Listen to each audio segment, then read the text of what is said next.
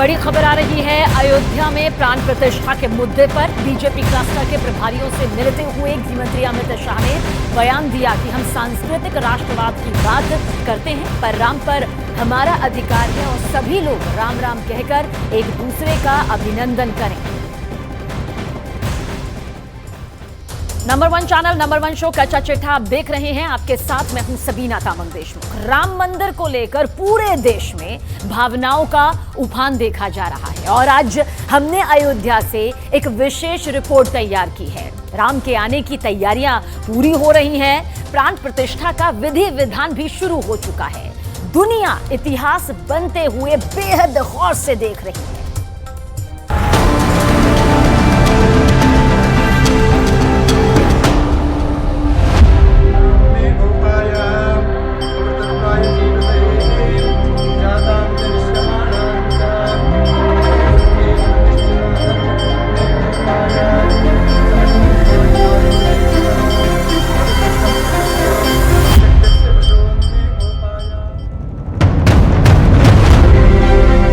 हम एक ऐसे पल के साक्षी बनेंगे जिसके विषय में हमने सोचा नहीं था कि उसका मैग्नीट्यूड इतना हो।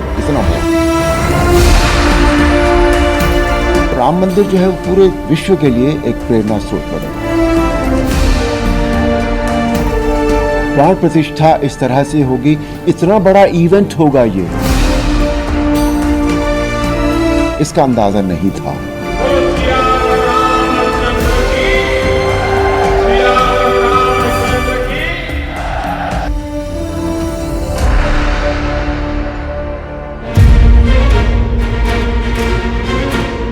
पूरा देश श्री राम के रंग से सराबोर होता जा रहा है। भारत के उत्तरी हिस्से में उत्तर प्रदेश के अयोध्या में रामलला की प्रतिमा की प्राण प्रतिष्ठा की प्रक्रिया शुरू हो चुकी है और दक्षिण में प्रधानमंत्री मोदी का एक अनोखा धर्म अभियान जारी है, जहां वो उपवास के साथ साथ विभिन्न राजाओं की विभिन्न भाषाओं में श्री राम की कथा का श्रवण कर रहे हैं। सीतापति राम निवेदति राम सीतापति राम निवेदति रामानि कुमृक्कीर्ति रामानि। देश के उत्तरी कोने से दक्षिणी कोने तक सब राममय है।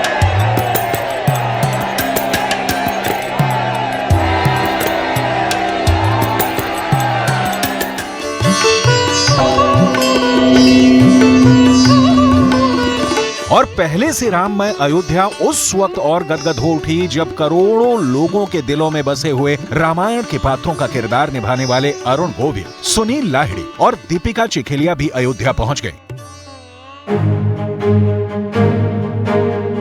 रामानंद सागर की कालजयी रामायण में राम का किरदार निभाने वाले अरुण गोविल, लक्ष्मण का किरदार निभाने वाले सुनील लाहिड़ी और मां सीता का किरदार निभाने वाली दीपिका चिखलिया को प्राण प्रतिष्ठा का निमंत्रण मिला है और ये तीनों ही प्राण प्रतिष्ठा की विधि प्रारंभ होने के पहले दिन ही अयोध्या पहुंच गए और इन सब ने एक प्रेस कॉन्फ्रेंस भी की है। अपनी संस्कृति से थोड़ा थोड़ा दूर होने लगे थे, लेकिन अब वो माहौल फिर से बना है। तो अब वो ये जो माहौल बना है ये यहाँ it's come here to stay, ये रहेगा, ऐसे ही रहेगा। क्योंकि आज हमेशा ये होता है कि जो आगे जो झंडा लेकर चलते हैं, जो मशाल लेकर चलते हैं, वो यंग लोग होते हैं और आज का जो यूथ है वो इस समय इतना उसका जो वो इतना रामायण के साथ जुड़ गया है। क्योंकि आज मैं देखता हूँ कि जब भी मैं कहीं जाता हूँ या मैं कहीं ट्रैवल करता हूँ तो सबसे ज़्यादा जो मिलने वाले लोग होते हैं वो यूथ होता है। तो अगर यूथ ने इस बात को समझ लिया है, यूथ अट्रैक्ट हो गया है उस तरफ, तो फिर ये बहुत दूर तक जाएगी। रामानंद सागर के रामायण सीरियल का योगदान राम मंदिर आंदोलन में भी माना जाता है, क्योंकि इस सीरियल की लोकप्रियता बहुत ज्यादा रही है। कोरोना के समय जब रामानंद सागर का सीरियल रामायण प्रसारित हुआ तो उस समय दर्शकों की संख्या करोड़ों में चली गई। रामायण सीरियल में ही हनुमान के द्वारा जय श्री राम का नारा दिया गया, जो राम आंदोलन का सबसे बड़ा नारा बनकर उभरा। हिंदुस्तान के लोगों ने, भारत के लोगों ने बहुत प्यार दिया है हम सभी को, रामायण के सभी किरदारों को, और मुझे लगता है ये वो कंटिन्यू करते ही रहेंगे और ऐसा प्यार हमें मिलता ही रहेगा। रामायण सीरियल में सबसे बड़े राम भक्त खुद लक्ष्मण नजर आते हैं। शेष नाग का अवतार माने जाने वाले लक्ष्मण का किरदार रामायण में अपने क्रोध के लिए भी बहुत मशहूर हुआ था और ठीक वैसे ही लक्ष्मण का किरदार निभाने वाले सुनील लाहिड़ी ने भी प्राण प्रतिष्ठा का बहिष्कार करने वालों को खूब खरी खोटी सुनाई है। राम क्या है उसका नॉलेज नहीं है। देखिए, हर आदमी को जब तक वो डीपली पढ़ेगा नहीं, जानेगा नहीं, उसको समझ ही नहीं सकता है।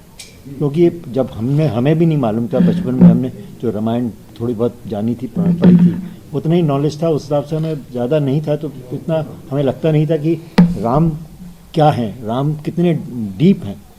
वो एक हर तरीके से परफेक्ट हैं। मर्यादा पुरुषोत्तम जब उनको एक उपाधि दी गई है, क्या कहा जाता है उनको, तो इसका मतलब है कि हर तरीके की मर्यादाओं का वो को निभाते हैं। और रामायण हमें ये सिखाती भी है कि हमें मर्यादा में कैसे रहना चाहिए। और ये शिक्षा उन्हें नहीं मालूम है, ये उसका नॉलेज नहीं है, इसलिए वो उस तरह की बेवकूफ़ी कर रहे हैं।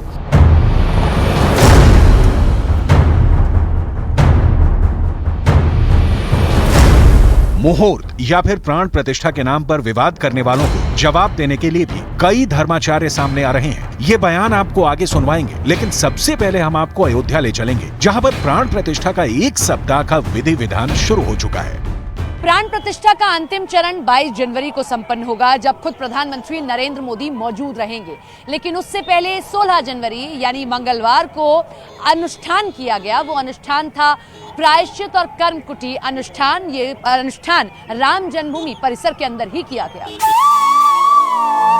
17 जनवरी को मूर्ति को परिसर में प्रवेश करवाया जाएगा। 18 जनवरी की शाम को तीर्थ पूजन, जल यात्रा और जलाधिवास, गंधाधिवास किया जाएगा। 19 जनवरी की सुबह औषधाधिवास, केसराधिवास और घृताधिवास होगा। 19 जनवरी की शाम को धान्याधिवास होगा। 20 जनवरी की सुबह को शर्कराधिवास यानी चीनी की घोल में प्रतिमा को रखा जाएगा। इसी तरह फलाधिवास होगा यानी फलों के बीच में प्रतिमा को रखा जाएगा। 20 जनवरी की शाम को पुष्पाधिवास होगा यानी फूलों के बीच में प्रतिमा को रखा जाएगा। इसके बाद 21 जनवरी की सुबह मध्याधिवास होगा और 21 जनवरी की शाम को शय्याधिवास होगा यानी शय्या पर प्रतिमा को रखा जाएगा। इसके बाद 22 जनवरी को विधि विधान से प्राण प्रतिष्ठा का अंतिम चरण पूरा हो जाएगा। प्राण प्रतिष्ठा दोपहर 12:20 पर प्रारंभ होगी। प्राण प्रतिष्ठा का ये मुहूर्त श्रद्धेय गणेश्वर शास्त्री द्राविड़ वाराणसी इन्होंने निर्धारित किया है। 16 जनवरी को प्राण प्रतिष्ठा के पहले दिन प्रायश्चित और कर्म कूटी पूजा की गई है। प्रायश्चित पूजा पूजन की विधि में शारीरिक, आंतरिक, मानसिक और बाह्य इन तीनों तरीके का प्रायश्चित किया जाता है। इसमें बाह्य प्रायश्चित के लिए 10 प्रकार से यजमान को स्नान करना होता है। यह स्नान पंचद्रव्य और तमाम सामग्रियों से किया जाता है। प्रायश्चित पूजा गोदान, भूदान, द्रव्यदान या फिर स्वर्ण दान के संकल्प के साथ भी की जा सकती है। प्रायश्चित पूजा का सीधा अर्थ है कि जाने अनजाने में हुई गलतियों का पश्चाताप। दरअसल मूर्ति और मंदिर बनाने के लिए मूर्तिकार छेनी और हथौड़ों जैसी तमाम चीजों का इस्तेमाल करता है और कई बार ऐसा होता है कि जिसका अंदाजा मूर्तिकार को भी नहीं होता। इसी वजह से शुद्धिकरण करना बेहद जरूरी होता है और यही वजह है कि प्राण प्रतिष्ठा से पहले प्रायश्चित पूजा की जाती है। राम मंदिर के ट्रस्टी अनिल मिश्रा मुख्य यजमान बने हैं और वो अपनी पत्नी के साथ अनुष्ठान कर रहे हैं। सनातन धर्म में कोई भी शुभ कार्य करने से पहले अनुष्ठान का बहुत महत्व होता है। यजमान को ये अनुष्ठान करने होते हैं। विधि स्नान और कर्म के बाद करने के बाद अब उसके बाद की पूजन विधि का प्रारंभ होगा। अनिल जी मुख्य यजमान हैं आप। बस भगवान की सेवा में का ये मुझे काम बताया गया, मैं उसको पूरा कर रहा हूँ।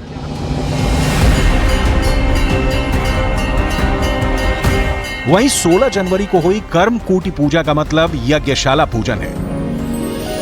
यज्ञशाला शुरू होने से पहले हवन कुंड या वेदी का पूजन करते हैं। इस पूजा में जगत के पालनहार भगवान विष्णु की पूजा की जाती है। ऐसा करने से भगवान विष्णु मंदिर में जाने का आदेश करते हैं। इसके बाद ही प्राण प्रतिष्ठा के लिए मंदिर में प्रवेश किया जाता है। माननीय प्रधानमंत्री जी ने स्वयं चला करके हम लोगों से पूछा कि इस कार्य के लिए मुझे स्वयं कुछ करना होगा तो आपको निसंकोच बतलाना चाहिए, और ये भी उन्होंने बताया कि कठिन से कठिन भी कुछ होगा तो उसका भी पालन मैं करूँगा, लेकिन मुझे बता दिया जाए। तो हमने उनको 11 दिन से क्या करना है ये बताया, 7 दिन से क्या करना है ये बताया, 3 दिन से क्या करना है ये बताया, और अंतिम दिन क्या करना है ये बताया। अब इसमें यम नियमों का पालन तो उनका है ही, और उसके साथ साथ उनका 11 दिन का एक समय का उपवास भी सम्मिलित है। उनको विशिष्ट मंत्र भी कहे हैं, उन मंत्रों का जप भी उनको करना है, और जैसे जैसे कार्य आगे बढ़ेगा वैसे उनको पलंग पर शयन करना भी निषिद्ध हो जाएगा। अंतिम 3 दिनों में वे केवल कंबल बिछा करके अपनी चौकी के ऊपर शयन करेंगे, और उन 3 दिनों में उनको केवल फलाहार ग्रहण करना है, भोजन अथवा अन्न ग्रहण नहीं करना है। इस प्रकार के अनेक नियमों का पालन वे स्वयं स्वेच्छा से कर रहे हैं, और फिर उनके द्वारा कुछ दान भी दिए जाने हैं। यहाँ के देवकाली के लिए उनके द्वारा भेजे गए उपहार अर्पण करके और उसका पूजन आरंभ होगा। कई धर्माचार्यों ने मुहूर्त को लेकर उठ रहे विवादों को भी खत्म करने की बात कही है। मुहूर्त निकालने वाले आचार्य गणेश्वर शास्त्री द्रविड़ ने बयान दिया है कि जब भगवान राम ने 1 साल तक काशी में वास किया था, तब काशी में ही भगवान राम ने रामघाट बनवाया था। रामघाट को स्वयं भगवान राम ने ऐसे मुहूर्त पर बनवाया था कि 13 लाख साल बीत जाने के बाद घाट वैसे का वैसा है। इसी रामघाट पर हमारा महाविद्यालय है और हम यहीं के आचार्य हैं। राम मंदिर का ऐसा मुहूर्त बनाया गया है कि राम मंदिर तब तक रहेगा जब तक सूरज और चंद्रमा रहेंगे। काशी सुमेरु पीठ के स्वामी नरेंद्र नंद सरस्वती ने भी प्राण प्रतिष्ठा के मुहूर्त को सही बताया है। सही दिन पर शास्त्र सम्मत विधि सम्मत हो रहा है, और राम ही शास्त्र हैं। उन्होंने अपने जीवन में शास्त्र के ही अनुकूल संपूर्ण जीवन व्यतीत किया है, और उसमें हमारे राजेश्वर बनारस के धर्मशास्त्र के द्राविड़ 7 पेज का इस पे जवाब दिया है और प्रमाणों के साथ दिया है, और ये जवाब सवाल लोग कर रहे हैं उसका खंडन भी किया है। इसलिए इससे अच्छा मुहूर्त संभव 2-4 साल में भी नहीं आएगा। 22 जनवरी का जो मुहूर्त है मध्याह्न काल में सर्वार्थ अमृत सिद्ध योग है। उधर रामलला की प्राण प्रतिष्ठा विधि विधान से करवा रहे काशी के आचार्य लक्ष्मीकांत दीक्षित ने बयान दिया है कि सभी वैदिक नियमों और परंपराओं का पालन करते हुए प्राण प्रतिष्ठा की जा रही है। 22 तारीख की पूजा कितने बजे से शुरू हो जाएगी गुरुजी? 22 पूजा तो सवेरे से ही शुरू हो जाएगी। जो मुहूर्त है प्रतिष्ठा का वो 12:30 बजे आएगा जी। सुबह कह रहे मंगल गान से रामलला को उठाया जाएगा, उसकी क्या प्रक्रिया है गुरुजी? रामलला को कैसे उठाएंगे उस दिन? अरे भाई वेद मंत्रों के उच्चारण में रामलला को उठाया जाएगा जी। और क्या जी। इसमें वैदिक लोग आ रहे हैं भारतवर्ष के, सब वेद मंत्रोच्चार करेंगे, उसमें रामलला उठेंगे जी और सिंहासन पर विराजमान होंगे।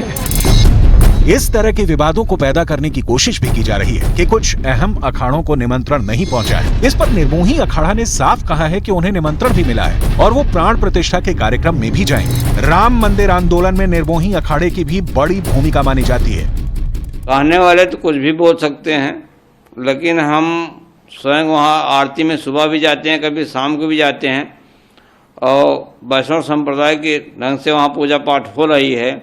धूप दीप नैवेद्य आरती हमेशा चल ही रही।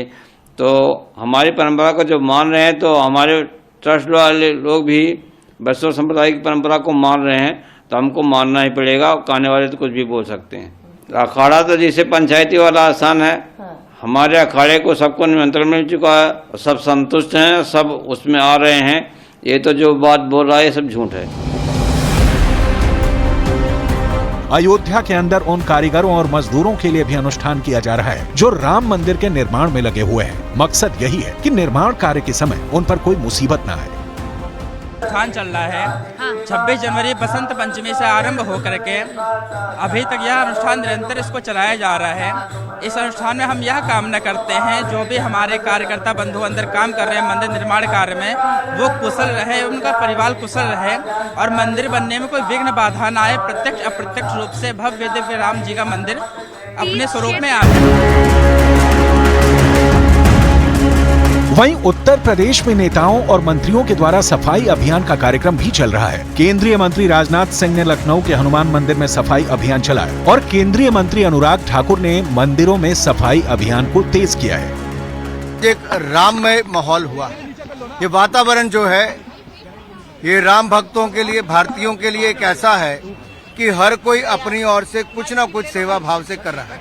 माननीय प्रधानमंत्री जी ने भी अनुष्ठान रखने की बात कही है और हम सब लोग भारतीय स्वच्छता अभियान मंदिरों में, धार्मिक स्थलों में, धामों में कर रहे हैं और जिसको जहां अवसर मिलता है जिस भाव से करना चाहता है कर रहा है। तो मैं भी नई दिल्ली के एक बहुत ऐतिहासिक मंदिर हनुमान जी के मंदिर, जहां मुझे वर्षों वर्षों से आने का अवसर मिला, आज वहां स्वच्छता अभियान में एक बार फिर जुड़ने का अवसर मिला। मैं देशवासियों से भी कहना चाहता हूं, अपने आसपास का कोई भी धार्मिक स्थल है, कोई भी धाम है, कोई भी मंदिर है, आप उसकी स्वच्छता जरूर करें। वहीं उत्तर प्रदेश के अंदर अब राम जन्मभूमि के साथ कृष्ण जन्मभूमि के मुद्दे को भी उठाया जा रहा है। यूपी के डिप्टी सीएम ब्रजेश पाठक ने यादव समाज के एक सम्मेलन को संबोधित करते हुए इशारों में अखिलेश यादव पर बड़ा हमला बोला है और कहा है कि जो राम का नहीं हुआ वो कृष्ण का कैसे हो सकता है और जो कृष्ण का नहीं वो यदुवंशी समाज का कैसे हो सकता है। जो राम का नहीं हुआ वो कृष्ण का कैसे हो सकता है। आप मेरी बात को समझ रहे होंगे। जो प्रभु राम का नहीं हुआ वो कृष्ण का कैसे हो सकता है और जो कृष्ण का नहीं हुआ वो यदुवंशी कैसे हो सकता है।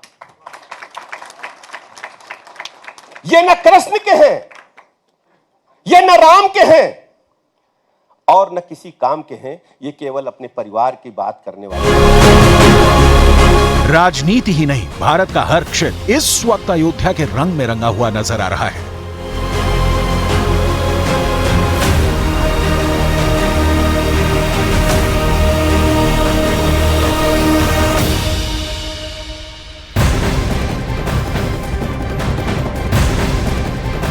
अयोध्या में रामलला के लिए वस्त्र तैयार हो गए हैं। इन कपड़ों की एक्सक्लूसिव तस्वीर न्यूज़ 18 इंडिया के पास मौजूद है। ये वस्त्र भगवा रंग के हैं और यही कपड़े भगवान श्री राम की प्रतिमा को पहनाए भी जाएंगे। प्रधानमंत्री नरेंद्र मोदी इस वक्त प्राण प्रतिष्ठा से पहले विशेष अनुष्ठान कर रहे हैं। 22 जनवरी को प्राण प्रतिष्ठा है और उससे 3 दिन पहले उनके ये अनुष्ठान और भी ज्यादा सख्त हो जाएंगे। पीएम नरेंद्र मोदी के अयोध्या व्रत को लेकर बहुत सी खास बातें हैं जो आप इस स्पेशल रिपोर्ट को देखकर बखूबी समझ जाएंगे।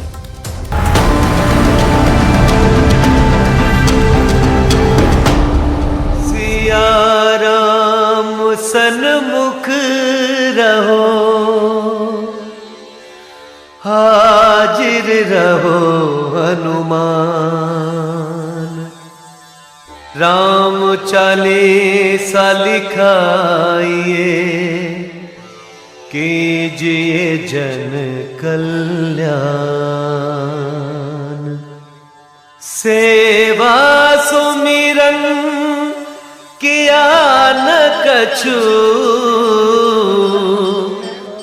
और पल चाहूं अनंत।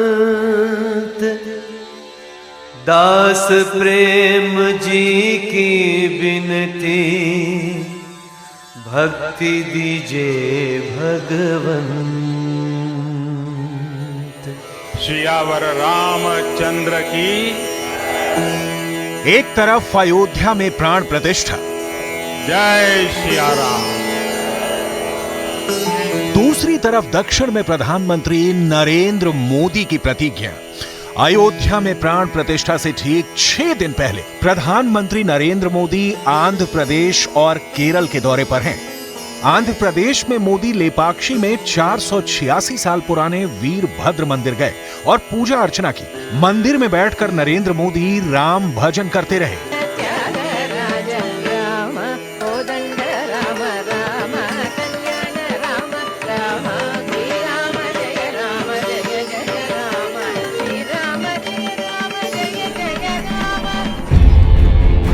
नरेंद्र मोदी 22 जनवरी को अयोध्या में रामलला की प्राण प्रतिष्ठा में शामिल होंगे और इससे पहले वो 11 दिन का अनुष्ठान कर रहे हैं। इसे आप मोदी का प्रण कह सकते हैं, इसे आप मोदी की कसम कह सकते हैं, उनका वचन कह सकते हैं, इसे आप मोदी की शपथ और उनकी सौगंध कह सकते हैं।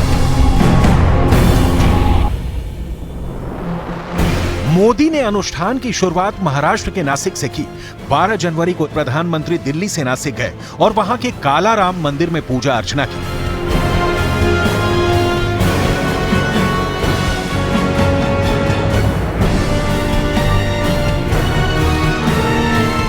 नासिक पहुंचने के बाद नरेंद्र मोदी ने सबसे पहले शहर में 1.5 किलोमीटर का रोड शो किया। हर तरफ मोदी मोदी की गूंज, मोदी जिंदाबाद के नारे लगते रहे।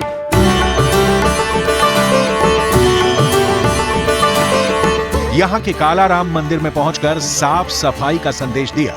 उन्होंने मंदिर में पोछा लगाया। प्रधानमंत्री का यह वीडियो खूब वायरल हुआ।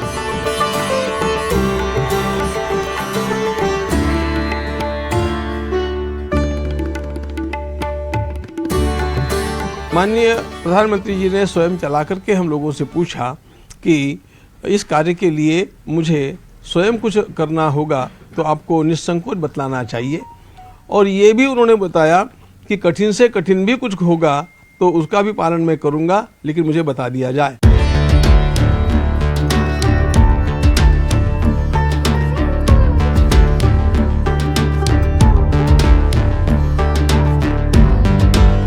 नरेंद्र मोदी मंदिरों का दौरा कर रहे हैं। शुरुआत नासिक से की। यहां अयोध्या में प्राण प्रतिष्ठा से पहले आना मायने रखता है। कहा जाता है कि प्रभु राम की जिंदगी में इस जगह का काफी महत्व है।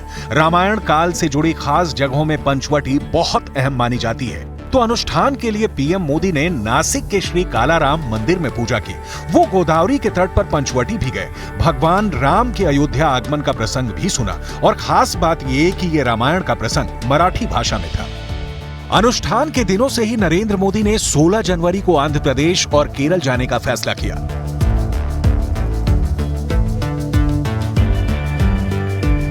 अयोध्या में प्राण प्रतिष्ठा से ठीक 6 दिन पहले प्रधानमंत्री नरेंद्र मोदी आंध्र प्रदेश और केरल के मंदिरों में गए। पहले वो आंध्र प्रदेश के लेपाक्षी पहुंचे और यहां उन्होंने 486 साल पुराने वीरभद्र मंदिर में पूजा की।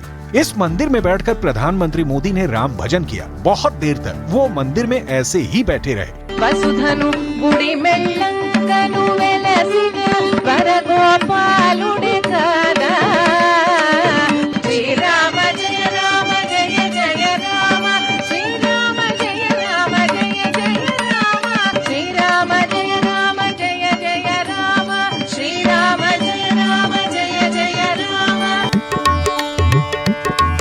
इसके बाद वो आंध्र प्रदेश के ही सत्य साई जिले गए और वहां पला समुद्रम में एक इंस्टीट्यूट का उद्घाटन भी किया। अयोध्या में प्राण प्रतिष्ठा से पहले प्रधानमंत्री नरेंद्र मोदी ने खास अनुष्ठान करने का फैसला कर लिया था। पीएम मोदी ने 12 जनवरी को एक ट्वीट में कहा था कि वो 11 दिन के विशेष अनुष्ठान की शुरुआत कर रहे हैं। उन्होंने कहा कि ये उनकी तरफ से एक कोशिश है जिसमें वो भारत के सभी लोगों का प्रतिनिधित्व कर रहे हैं। उनको विशिष्ट मंत्र भी कहे हैं, उन मंत्रों का जप भी उनको करना है, और जैसे जैसे कार्य आगे बढ़ेगा वैसे उनको पलंग पर शयन करना भी निषिद्ध हो जाएगा।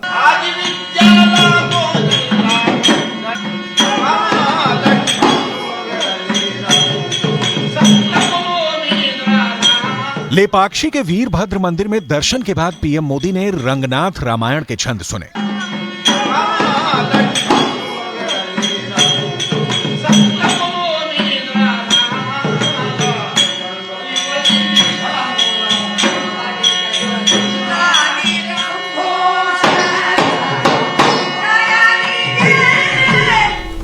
रंगनाथ रामायण तेलुगु में रचित रामायण है। ये रामायण भी वाल्मीकि रामायण के अनुरूप ही है, मतलब इसमें वाल्मीकि रामायण में लिखी कथा ही है। इसके मूल रचयिता कवि गोन बुद्धा रेड्डी हैं। श्री रंगनाथ रामायण तेलुगु भाषा का सबसे पहला राम काव्य है जिसमें 6 कांड हैं और 34,580 पंक्तियां हैं। लेपाक्षी आंध्र प्रदेश के अनंतपुर जिले में एक छोटा सा कस्बा है और यहीं पर यह वीरभद्र मंदिर है।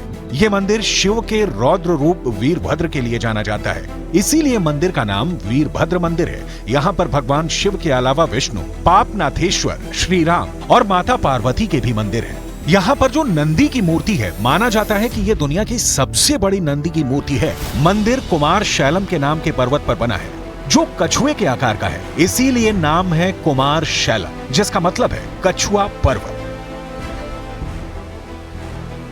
नरेंद्र मोदी जिन मंदिरों में जा रहे हैं उनकी भी अलग अलग खासियत है। कुछ पौराणिक है, कुछ वहाँ की वास्तु से जुड़ी बातें हैं। लेपाक्षी के इस मंदिर के रहस्य में एक सबसे बड़ा रहस्य है यहाँ पर हवा में लटकता हुआ खंभा। दरअसल मंदिर में 70 खंभे हैं और इनमें से एक खंभा जमीन से जुड़ा नहीं है। इस खंभे के नीचे से लोग कपड़ा, अखबार, अपनी हथेलियां पार कराने की कोशिश करते हैं। मान्यता है कि खंभे से सामान पार करने पर घर में समृद्धि आती है। मान्यता है कि एक अंग्रेज इंजीनियर ने इस खंभे को हटाने की कोशिश की थी। वो अंग्रेज इंजीनियर मंदिर की वास्तुकला के रहस्य को जानना चाहता था और इसीलिए वो खंभे को हटाने की कोशिश में था। हालांकि उससे खंभा नहीं हटा और वहीं पर उसने काम छोड़ दिया, जिससे ये खंभा हवा में लटका हुआ दिखता है। और ये रहस्य है कि आखिर ये खंभा टिका कैसे है।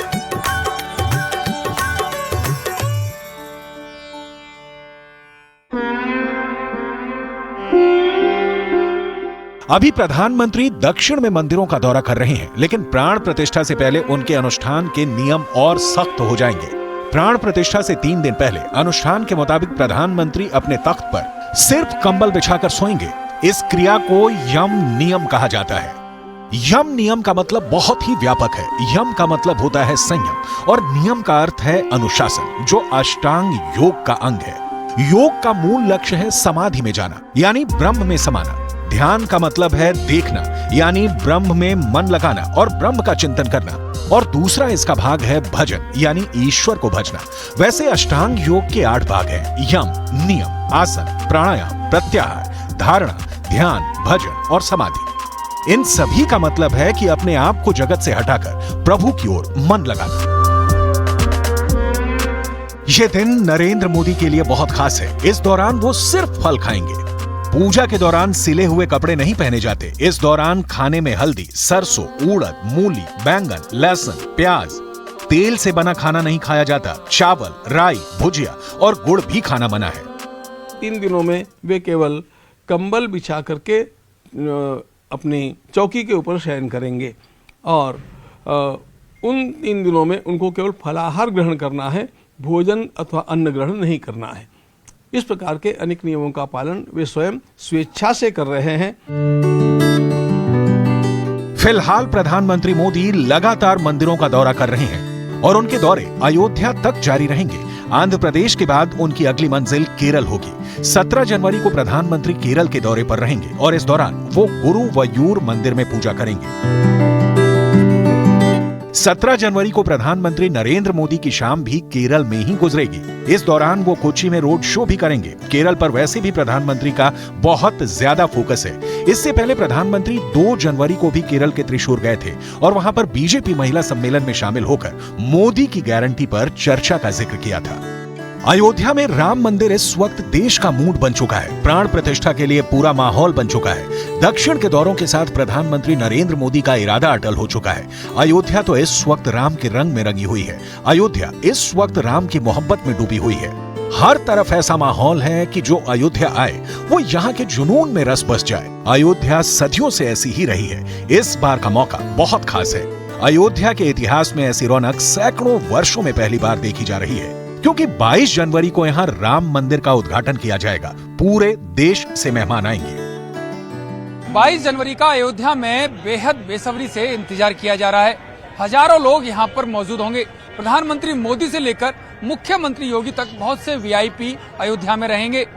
अयोध्या में 20 जनवरी के बाद से बहुत सी पाबंदी लग जाएंगी, क्योंकि 22 जनवरी को अयोध्या को पूरी दुनिया देखने वाली है। अयोध्या में इस वक्त हर तरफ राम मंदिर की चर्चा हो रही है, चाहे वो चाय की दुकान हो, नुक्कड़ हो या फिर चौक हो। हर तरफ 22 जनवरी को होने वाले प्राण प्रतिष्ठा के कार्यक्रम की चर्चा हो रही है। बदलते हुए अयोध्या की चर्चा हो रही है, अयोध्या की भव्यता की चर्चा हो रही है। हर कोई सजी हुई अयोध्या को देखना चाहता है और 22 जनवरी के बाद अयोध्या इसी तरीके से सजी हुई हमेशा नजर आएगी। 22 जनवरी 2024 को राम मंदिर खुल जाएगा। इसके बाद 26 जनवरी को देश गणतंत्र दिवस भी मनाएगा।